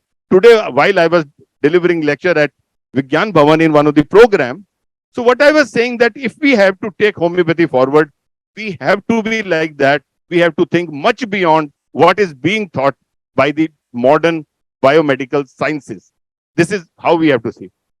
Today, I will also take this opportunity to thank all our overseas delegates and resource persons, those who have joined with us, right, starting from our LMHI President, Dr. Altune. She is there already from South Africa. And we have with us President of Faculty of Homeopathy from UK, Gary Smith. We have with us Dr. Dora from Bulgaria. And then we have with us Robbert Van Hasleen. He's from also UK and is presently today he is in Mexico. He's calling from there. So I welcome you all.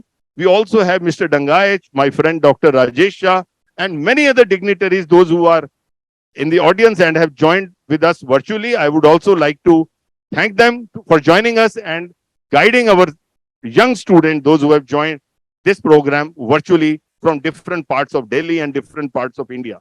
I would also like to thank all the participants from different national vice presidents from different LMHI region for joining. Today, when we are celebrating this, we have taken a theme this year. LMHI theme is Promote Homeopathy for Wellness. Bipin, talking about that Hahnemann was the one who talked about hygiene, who talked about hand washing. He talked about when there was no microscope. So we have to feel inspired by all these activities. So I also thank all of you to be here and joining us this evening.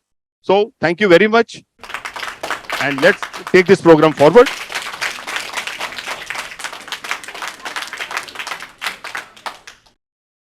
The program forward, I would like to virtually invite Dr. Gary Smith, who's the president of Faculty of Homeopathy UK. He is going to give us a message on this hospital. Greetings, friends, colleagues, and honorable guests. Good day to all of you. Thank you most sincerely for this invitation to join with you at this event today. And I bring you the warmest greetings from all of my colleagues at the Faculty of Homeopathy here in the UK. My name is Dr. Gary Smith, and I'm the 81st president of the Faculty of Homeopathy. For those that don't know me, I'm a medical doctor with additional training and qualification in homeopathy. and I practice what I would view as being integrative medicine, where homeopathy is at the center of my practice. And I'm very pleased and deeply honored to be joining with you at this event today, albeit remotely, to celebrate this auspicious day, to pay tribute to the life of Dr. Samuel Hahnemann, and to celebrate World Homeopathy Day. And I look back to this day 4 years ago when I had the immense privilege of being with you there in person in Central Park in Defence Colony. And it was one of the highlights, it has been one of the highlights of my career to date, to pay tribute at the statue of Samuel Hahnemann as you have done, and to lay a floral tribute and a garland at the statue of our founder, Dr. Hahnemann. So I'm sorry that I'm not there in person today, but I'm delighted to be here remotely, and I do hope that someday again in the future I will be able to be with you in person. On occasions such as this, we naturally think of the life of Samuel Hahnemann, and it has been commented that this is his 268th birthday, as it were, born on the 10th of April, 1755 in Meissen in Germany, and as you know, died on the 2nd of July, 1843 in Paris in France. And as the words on the statue there in Central Park said, he was a great scholar, a linguist, an acclaimed chemical scientist, and a reputed physician. And after much heroic work, he established the therapeutic principle that has enlivened us all: similia similibus currentur, let like be treated with like, and thus completely reformed the practice of medicine. And here we are all these years later. And on the monument there is also inscribed those words, non inutilis vixi, I have not lived in vain. I was thinking as well, on the Hahnemann monument in Washington, D.C., there's also inscribed that phrase, die milde Macht ist groß, the German phrase, which means the mild power is great. And also in omnibus caritas, the Latin phrase meaning in all things charity. And then, of course, that one that we all know perhaps best of all, aude sapere, dare to know, dare to be wise. And these are all phrases that are etched on our memories and our minds as we celebrate World Homeopathy Day. And they're also words which inspired the founding of the Faculty of Homeopathy here in the UK on the 10th of April, 1844, which was the very first birthday after of Samuel Hahnemann following his death the previous year. So therefore today also marks the 179th anniversary since the founding of the Faculty of Homeopathy here in London on this day in 1844. Making the Faculty of Homeopathy one of the longest established organizations in the world. Founded, I should say, on the exact same day as the American Institute of Homeopathy in the US. And since then, there have been 179 years have passed of integrated homeopathic practice. Many well-known physicians whose names are familiar to all of us. An active UK Parliament in 1950, a royal patron for which we are deeply grateful, 81 presidents, 99 Faculty of Homeopathy congresses, and 112 years of continuous publication of the famous research journal Homeopathy, the only Medline listed journal that's purely dedicated to homeopathy. And as some of you know, in 1925, the Faculty of Homeopathy was a founding member of the international group, the LMHI, and then in 1990, a founding member of the European group, the ECH. Although we're headquartered here in the UK, we've grown now to have members in 32 different countries around the world, including there in India. And I know that there are Faculty of Homeopathy members listening to me in the audience in India.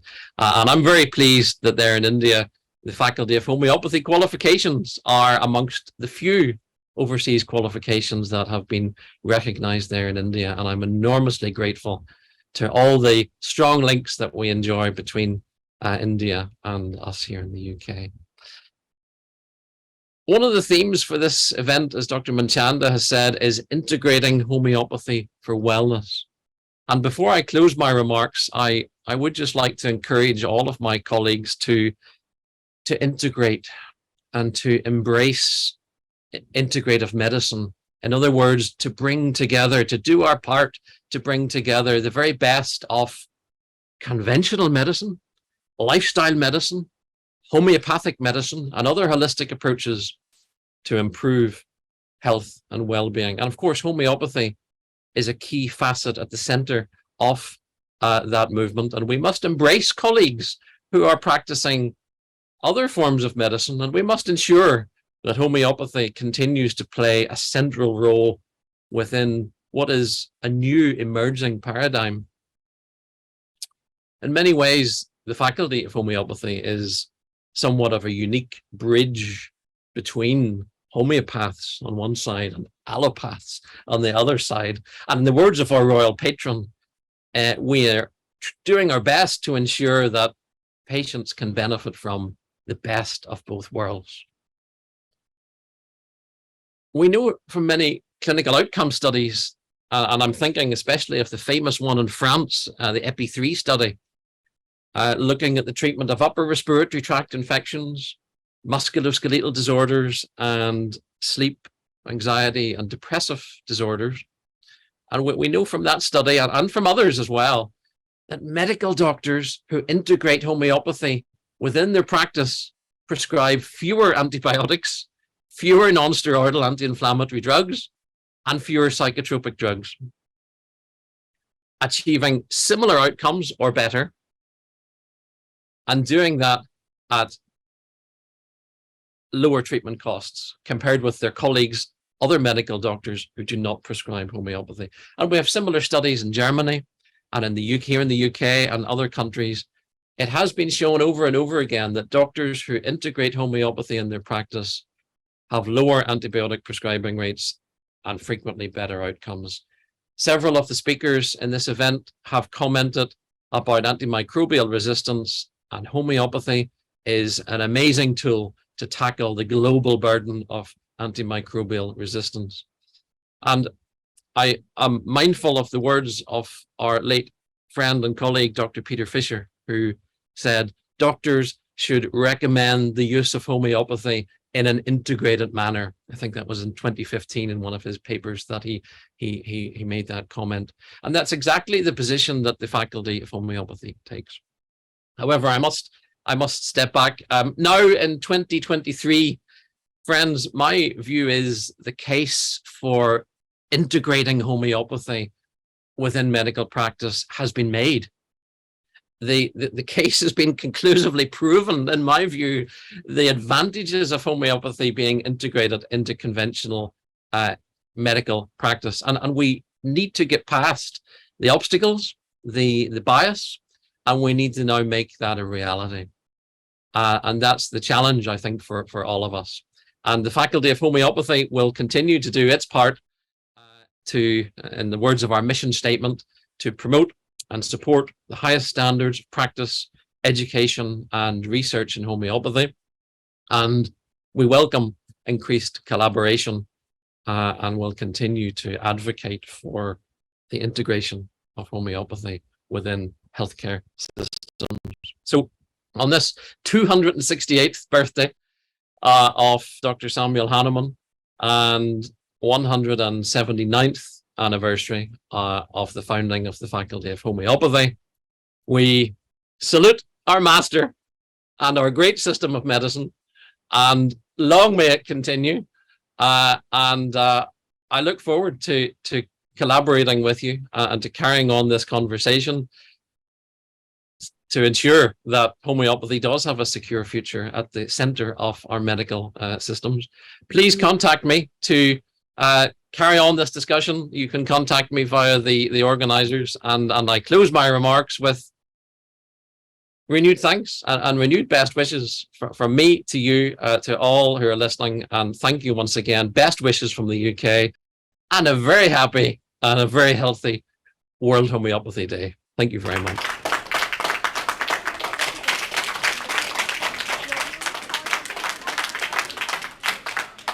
Greetings to all my esteemed colleagues and friends and the honored guests. And it's an honor for me to be here. I wish, like Gary said, to be here live, to be there live. Maybe next time we can arrange it. I congratulate all on the 268th birth anniversary of Dr. Samuel Hahnemann, founder of homeopathy. After invention of homeopathy in the year 1810, gradually it started gaining confidence of people and how it is one of the popular, now it is one of the popular systems of medicine all over the world, mainly due to its perception as a safe, affordable, effective, gentle, scientific, non-invasive, and personalized treatment. As per WHO Traditional and Complementary Medicine Report 2019, homeopathy is the most practiced TCAM system in the world, and it is practiced in more than 100 countries. On this momentous day, I'm thrilled to announce the official symbol, as Bianca already explained, of the LMHI World Homeopathy Day celebration of South Africa, the Rosa Homeopathica, the homeopathy rose, which we unveiled in a grand ceremony in South Africa today. This is a testament to the growing recognition of homeopathy as a potent and effective system of medicine. So, Liga Medicorum Homoeopathica Internationalis is the largest umbrella organization for the homeopathic doctors and associations in the world and has members from 76 countries. LMHI has several working groups with many projects all over the world. Any homeopath, irrespective of the country, can be a part of LMHI and work together for the betterment of the mankind through homeopathy. And I am very happy to mention that India has developed very good infrastructure in homeopathy, mainly because of its appropriate inclusion in relevant acts and rules. Currently, and it's an honor for me to say this, in India there are around more than 300,000 registered homeopathic practitioners, 268 undergraduate, including 65 postgraduate medical colleges, and more than 7,000 faculties, 28 state council or boards for registration of doctors, and 464 GMP compliant pharmaceutical industries. So homeopathy is playing a remarkable role in fulfilling healthcare needs of Indians, and hence it's an integral part of healthcare delivery system in India. It's, for me, homeopathy in India is heaven. It's a homeopathic heaven for me. So I am of the view that all other countries should take an example of India and develop good infrastructure. Since last few years, I'm observing that Indian homeopaths are not only very effective at treating huge number of patients, but also working hard undertaking scientific research in homeopathy, and thus playing a big role to showcase benefits of homeopathy to the world. Congratulations. And I am seeing many students also from Turkey, where I live, from various countries have inclination to learn homeopathy from Indian homeopath, and hence India can be a nodal place for scientific and authentic education in homeopathy. On this World Homeopathy Day, as we honor the legacy of Dr. Hahnemann, the tremendous achievements of homeopathy, we must also emphasize the importance of collaboration and unity within our community. The new board of the LMHI has made it a top priority to foster cooperation and teamwork among practitioners, patients, and industry partners for the betterment of the public health. As we celebrate today, let us not forget the values and principles that have brought us this far. Let us continue working together to promote and expand homeopathy on a global scale, with the aim to creating a world where everyone has access to personalized and holistic healthcare. Let us draw inspiration from the homeopathy rose, Rosa Homoeopathica, a symbol of strength, perseverance, and growth in our field, and strive to embody these qualities to our daily work. Additionally, I want to take this opportunity to highlight the ongoing projects of LMHI to strengthen homeopathy globally and defend its rightful place in the mainstream healthcare. Our regular webinars, publications, and journals are designed to enhance the knowledge and skills of our members and promote the latest research and developments in homeopathy. Please, I urge all of you to follow LMHI on social media platforms and help us spread awareness and grow our community. The growth and success of homeopathy depends on our ability to unite and work together towards a common goal. The support of India and the Indian homeopathic practitioners is really essential in this endeavor, giving the country's deep roots and rich history. So let us join hands and work towards building a brighter future for homeopathy, where it is recognized and valued as an essential part of the healthcare. Once again, as the president of LMHI, I extend my warmest greetings and best wishes to all of you in this World Homeopathy Day. And thank you to the organizers and supporters of this initiative, and to all of you for your dedication and commitment to homeopathy. So let us continue to be ambassadors of this gentle science of healing, and let us continue to restore the sick to the health as Dr. Hahnemann intended. Thank you again for inviting me. Thank you. Thank you, Dr. Altune. MLA sir, respected Manchanda Sahab, respected Dr. Sharma ji, Dr. Seema ji, learned professors, international experts who have joined through the VC, and all the respected doctors, professors of homeopathic family of Delhi. I wish everybody a very happy World Homeopathy Day. Though I'm not an expert in homeopathy, but I feel myself humbled before the experts and the doyens of the homeopathy. Whatever I will say, it's just from my basic ideas about the homeopathy as an alternative system of medicine. I have joined this Ayush department as a special secretary of health in Delhi government two months back only. So I was just looking after what does this Ayush system, alternative system means. So I went to that page, Wikipedia page of homeopathy. Wikipedia, I went there, I typed homeopathy, and there a word was written there, pseudo-scientific system. Pseudo-scientific. But it was for my amazement, how come we are saying that this is pseudo-scientific? A system of medicine which has around 250 years of history. It is based on trial and error.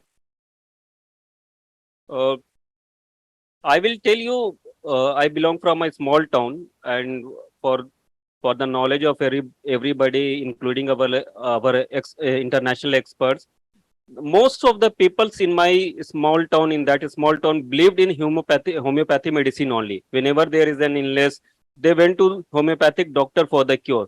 It's not because they were illiterate or they have less knowledge or they have very from poor economic background, but because of their trust in this system of medicine.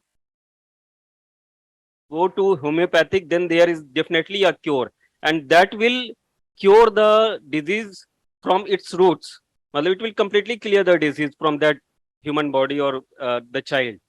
So this is the power of the thinking which Dr. Hahnemann has brought more than 250 years ago from a town in very far from our home, from India. He has devised this new system of medicine.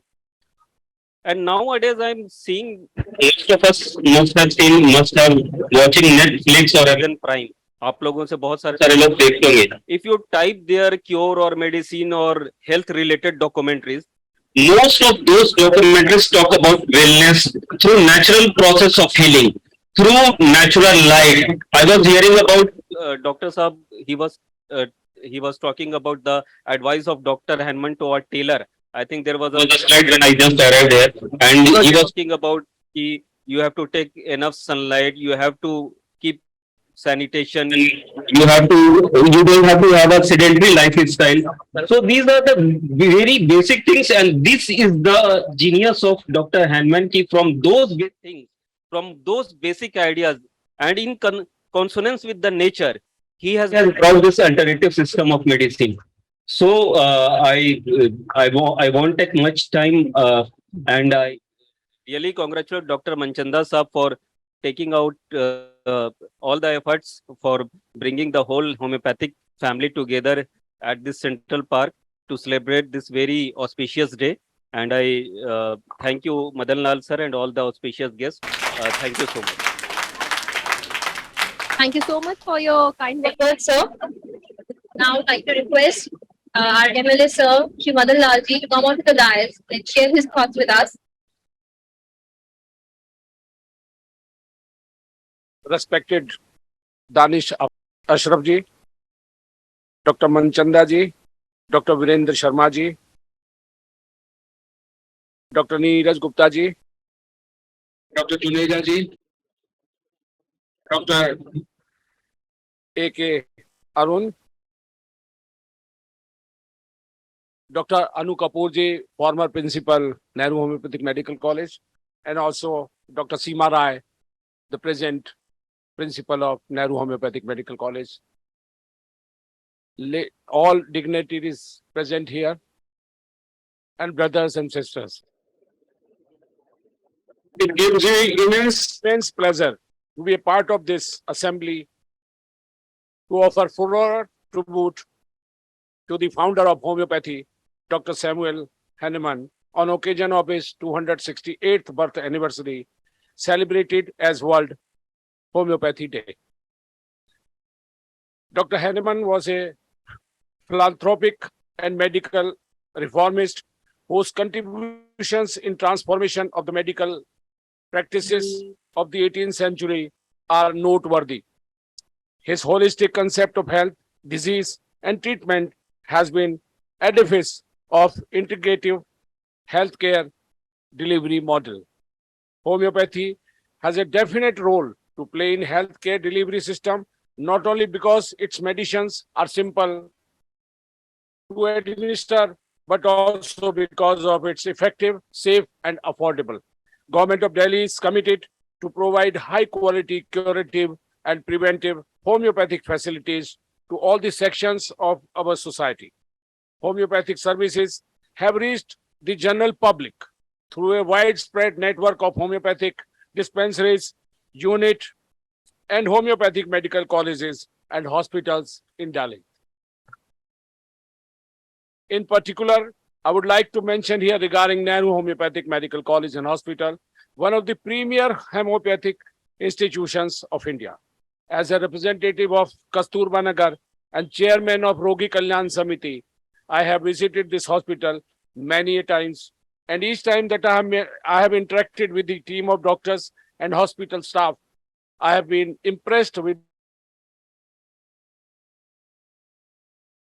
the doorstep of common men. Their efforts in mainstreaming of homeopathy as an important component of India's pluralistic healthcare system is noteworthy. Hospital is providing OPD and IPD services in which patients are provided through homeopathic treatment with standardized case records and diagnostic facilities. A number of research projects are being conducted in Nehru Homoeopathic Medical College OPD, in which emphasis is to establish clinical efficacy of homeopathic treatment in varied medical conditions such as pediatrics, arthritis, cirrhosis, renal stones, and vitiligo, etc. In addition to homeopathic specialties like dentistry, ENT, ophthalmology, gynecology, and physiotherapy services are available.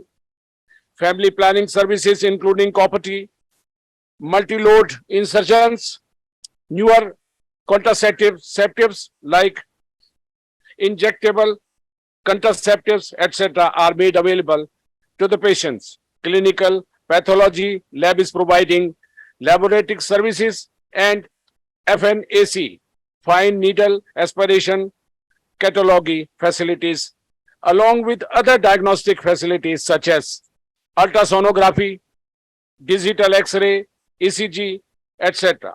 Screening for cervical cancer by PAP smear and breast cancer is also done. Besides this, MTP, DNC, D&D, polypectomy is done as per patient's need. The hospital has been conducted regular health camps for spreading awareness regarding varied medical conditions. The services of dietitian, physiotherapist, and yoga instruction have also been made available for the benefit of patients. Government of Delhi has introduced the project of outsourcing of laboratory services with the objective of making laboratory investigations easily available. For diagnostic and treatment purposes, in this regard, Nehru Homoeopathic Medical College and Hospital is endeavoring towards the establishment of this project for the benefit of the patients visiting the hospital for treatment. Even during the pandemic, this hospital worked as COVID health center during the testing times of COVID pandemic for management of mild and moderate COVID positive patients. COVID testing center is still functioning here, and regular testing of patient is being carried out as per guidelines of Ministry of Health and Family Welfare. The institute is also ensuring IEC display and staff sensitization for COVID-19 appropriate behavior as part of the public health response. I have myself been getting requests from many patients, not only in Delhi, but also outside Delhi, for referral to this hospital, and have found that the level of patient satisfaction is very high. I have seen that people opt for homeopathic treatment in this hospital, especially for chronic skin diseases, respiratory diseases, gastrointestinal diseases, and diseases of children and women. From the homeopathic education and training point of view, the college is conducting 5.5 years undergraduate course, Bachelor of Homeopathic Medicine and Surgery, with annual intake capacity of 120 students, and 3 years postgraduate course, MD, Homeopathy, in 3 specialty subjects. For the purpose of time-to-time enhancement of professional knowledge of faculty and students and regular updation of the students' standards of education and health delivery, regular clinical meets are conducted in this institute. Nehru Homoeopathic Medical College Hospital under Government of NCT of Delhi is committed to long-term strategy involving radical changes in medical education, research, capacity building, adoption of new approaches, need for scientific evidence, appropriate study methods, and effective use of informative technology, and the value of transdisciplinary approach to innovate India's public health system and make it both integrative and participatory. I firmly believe that under the able guidance of our Honorable CM and the Honorable Chief Health Minister and his dedicated team, we would be able to establish Nehru Homoeopathic Medical College and Hospital as a model institute of homeopathic education, patients' care, and research. I once again congratulate all of you on the occasion of World Homeopathy Day and extend my best wishes. Thank you. Namaskar. Thank you, sir.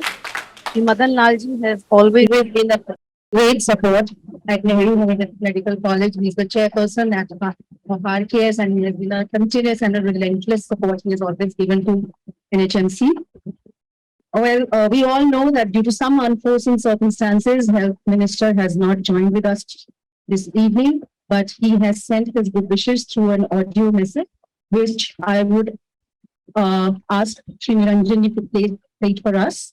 हम सब लोग विश्व homeopathy दिवस मना रहे हैं। मैं homeopathy से जुड़े सभी डॉक्टर्स को और इससे जुड़े सभी लोगों को बहुत बधाई देना चाहता हूं। आज हम डॉक्टर सैमुअल हैनीमन का 268वां जन्म दिवस मना रहे हैं और आज इसलिए दिल्ली के नेहरू होम्योपैथिक सेंटर के अंदर उनकी प्रतिमा के आगे हम एक छोटा सा कार्यक्रम कर रहे हैं। मैं आज कार्यक्रम में नहीं आ पाया, मगर मेरी शुभकामनाएं आप सभी के साथ हैं।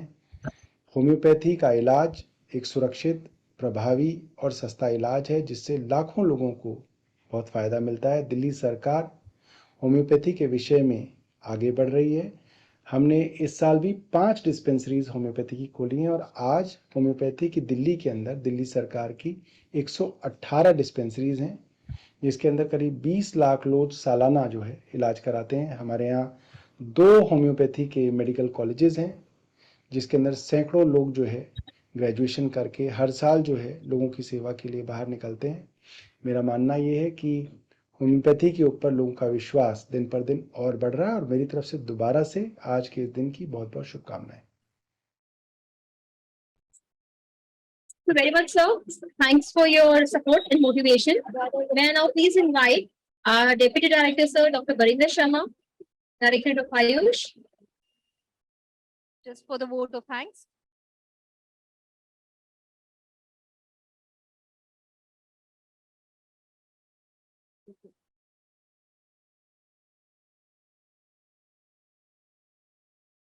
मंच पर उपस्थित हमारे परम आदरणीय मदन लाल जी, हमारे स्वास्थ्य सचिव दानिश जी, इस भाग के डायरेक्टर महोदय doctor Manchanda ji, homeopathic colleges के principal doctor Seema Rai, doctor Neeraj Gupta, हमारे बोर्ड से आए हुए chairman doctor Juneja ji, vice chairman doctor A.K. Arun ji, doctor Kaila ji तथा बाहर से आए सभी मेंबर्स का मैं तहे दिल से धन्यवाद करता हूं कि आपने इस दिन को इस तरह से उत्साहित होकर मनाया कि शायद हम लोग अपना जन्मदिन भी कभी इतनी उत्साह से नहीं मनाते हैं। तो इसके लिए आप सब बधाई के पात्र हैं। सबसे पहले मैं मदन लाल का धन्यवाद करता हूं कि उन्होंने अपने बिजी शेड्यूल से समय निकालकर हमारे सब होम्योपैथिक फर्टिलिटी का हौसला बढ़ाया, हमें यहाँ मान दिया, सम्मान दिया। सर, हम आपके धन्यवादी हैं। मैं अपने विभाग के सचिव महोदय दानिश सर, जो कि एक बहुत ही डायनामिक एडमिनिस्ट्रेटिव कैपेबिलिटी के अधिकारी हैं, उनका भी मैं धन्यवाद करता हूं। और ये प्रोग्राम जिसको मैं कहूं कि हमारे डायरेक्टर सर की एक ये हमारे लिए परम भेंट है, तो मैं भी डॉक्टर मनचंदा जी का दिल से धन्यवाद करता हूं। ये प्रोग्राम दोनों प्रिंसिपल्स की सपोर्ट के बिना संभव नहीं था। डॉक्टर सीमा राय जी ने पिछले 10 दिन से लगातार और डॉक्टर नीरज गुप्ता जी ने भी काफी प्रयास किया ताकि ये प्रोग्राम को सफल बनाया।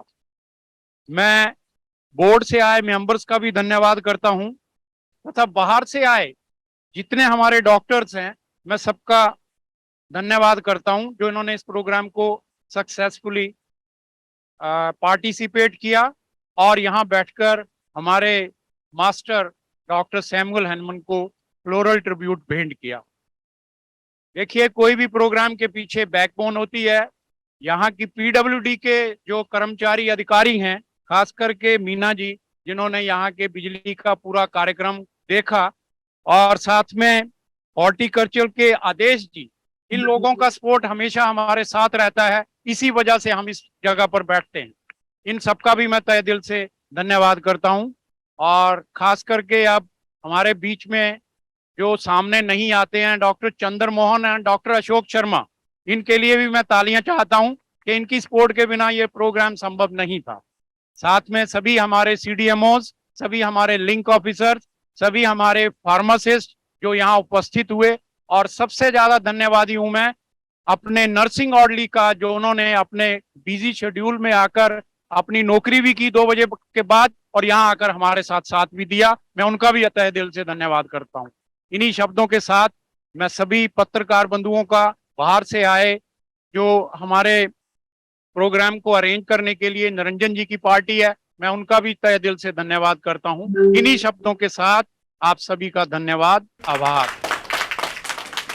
Thank you all for joining us for this event and making it a success.